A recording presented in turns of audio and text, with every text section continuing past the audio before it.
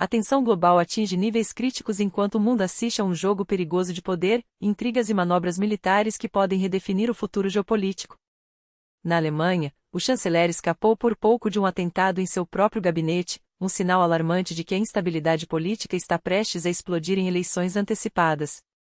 Enquanto isso, informações confidenciais de alto nível revelam: a Ucrânia prepara uma operação ousada, tão audaciosa que até mesmo o aparato de defesa americano entrou em estado de máxima alerta. O que está por vir?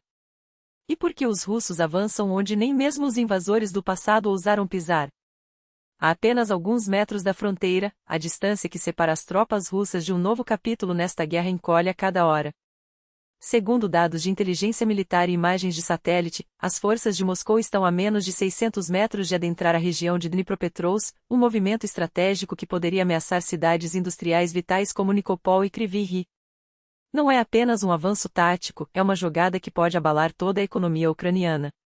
Relatos não confirmados sugerem que unidades russas já teriam cruzado a linha administrativa perto de Orekova, mas Kiev mantém silêncio.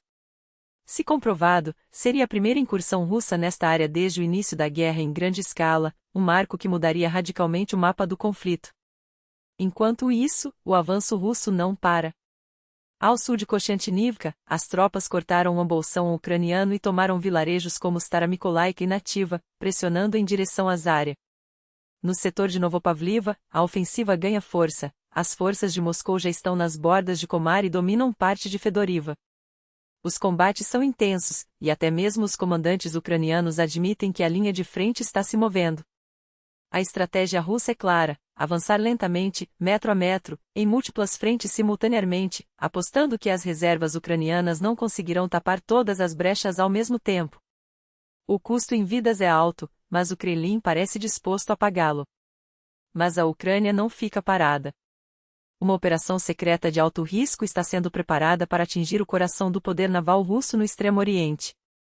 Alvos: os navios da Frota do Pacífico ancorados em Vladivostok e possivelmente embarcações da Coreia do Norte, aliada de Moscou na entrega de armamentos.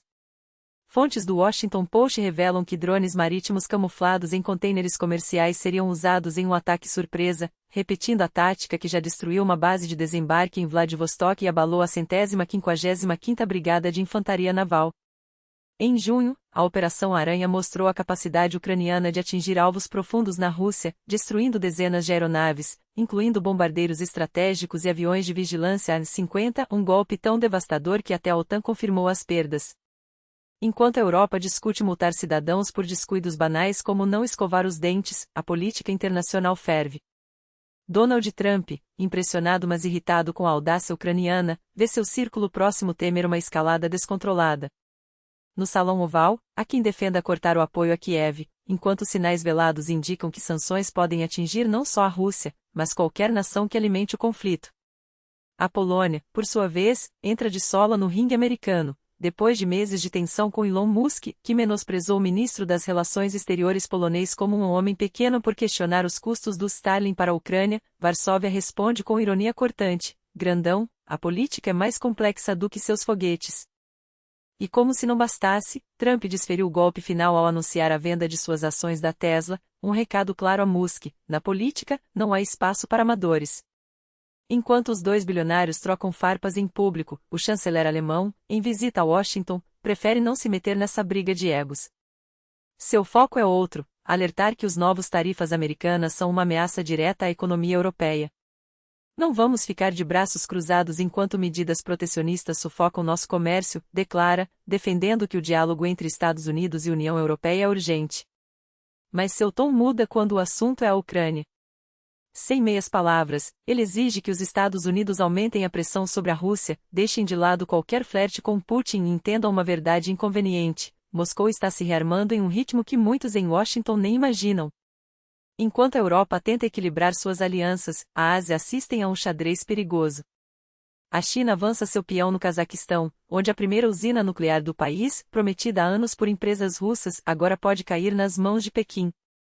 Um consórcio chinês ofereceu construir 2 reatores por 5,5 bilhões de dólares, mas especialistas alertam: esse valor é uma miragem. Na prática, os custos podem dobrar, chegando a 11 bilhões de dólares, quando se soma logística, salários locais imprevistos.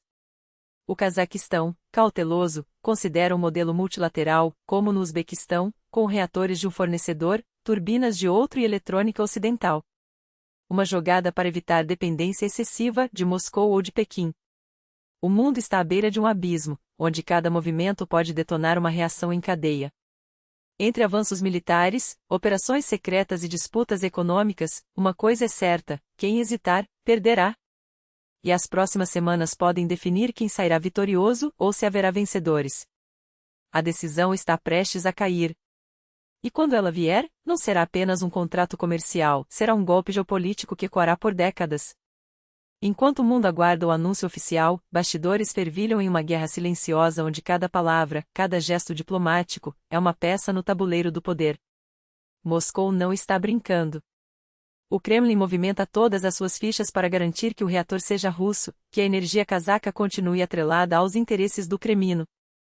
Não é apenas uma questão de bilhões em contratos, é sobre controle, influência, sobre quem ditará as regras do jogo energético na Eurásia. A Rússia não pode, não vai, permitir que Astana escape de sua órbita. E a China? Pequim observa, calcula, avança com sua paciência milenar. Não precisa de gritos nem de ultimatos. Basta um sorriso diplomático, um acordo aqui, um investimento ali, e de repente o Cazaquistão está enredado em uma teia de dependência econômica da qual não há saída fácil. Os chineses não jogam para ganhar uma partida, jogam para dominar o tabuleiro. E a Europa? A Europa sonha. Fala em diversificação, em padrões ocidentais, em parcerias estratégicas. Mas enquanto Bruxelas debate regulamentações e burocracias, Moscou e Pequim agem. A questão não é se o Cazaquistão escolherá um lado, é quando perceberá que já não tem escolha. Porque as declarações de Tokayev não são casuais. Quando um presidente diz que a decisão está quase na mesa, é porque as cartas já foram distribuídas. Resta saber quem blefou melhor. As apostas astronômicas. Não se trata apenas de megawatts ou de porcentagens de participação acionária. Trata-se de soberania. De quem terá a chave para ligar ou desligar as luzes de uma nação. Enquanto isso, em outro fronte, a máquina de propaganda russa entra em sobrecarga. Putin, o estrategista supremo, agora se dedica às prioridades nacionais, reformar o alfabeto, reinventar a arte, claro, moldar mentes. O novo Boulevard, aquele livro que milhões de crianças russas abrirão em seu primeiro dia de aula, não é apenas um manual de leitura. É um manifesto. Suas páginas, manchadas de um vermelho suspeitamente vivo, não ensinam apenas letras, ensinam lealdade. Ensina que o Estado vem antes da família, que a pátria é mais importante que a infância. E enquanto pais e avós leem em voz alta as palavras de encorajamento do líder, as crianças, essas sementes do futuro, absorvem a mensagem: vocês pertencem a nós. Ironias à parte, o problema não é o simbolismo. É a pressa. Se ao menos pudéssemos recrutá-los agora, suspiram os generais, enquanto observam o relógio. Porque crianças crescem devagar, e guerras não esperam. Os mesmos que em fevereiro planejavam operações especiais em Taliat agora contam os meses nos dedos: fevereiro, março, abril, maio, junho. Metade do ano se foi, e a Rússia ainda está presa às suas próprias mentiras, enquanto o mundo avança. E então há a Coreia do Norte. Sim, aquela Coreia do Norte. O regime que transformou a fome em ideologia e o isolamento em virtude agora descobre um filão inesperado: o mercado russo. Kim Jong-un, o mestre da autarquia, de repente vira exportador. Não de mísseis ou tecnologia nuclear, não, nada tão sofisticado. O que a KNCR oferece à Rússia hoje são essenciais: cerveja, macarrão, e o misterioso cordeiro de Campanula ou Platicodon, para os botânicos. Um bioestimulante para trigo premiado, pastas de dente duvidosas, e um xarope que, segundo Pyongyang, cura bronquite, embora a ciência discorde veementemente. É o capitalismo à la Kim, vender ao inimigo o que ninguém mais quer. E a Rússia, desesperada por qualquer coisa que não seja sanções, compra. Não por necessidade, mas por desespero. Porque quando suas prateleiras esvaziam e as fábricas param, até um remédio norte-coreano parece melhor que nada. Na Suécia, enquanto isso, a justiça não tem paciência para desculpas. Um casal aprendeu da pior maneira que negligência não é um crime sem consequências. 8 meses de prisão por não escovar os dentes dos filhos não é uma sentença, é um aviso. Quando a boca de uma criança se transforma em um campo de batalha de infecções, quando dentes são arrancados aos montes por puro abandono, o Estado age. Não sabíamos a não colhe. Ignorância não é desculpa, é cumplicidade. Eis a diferença entre nações que ainda acreditam em responsabilidade e aquelas que trocam o futuro de suas crianças por propaganda.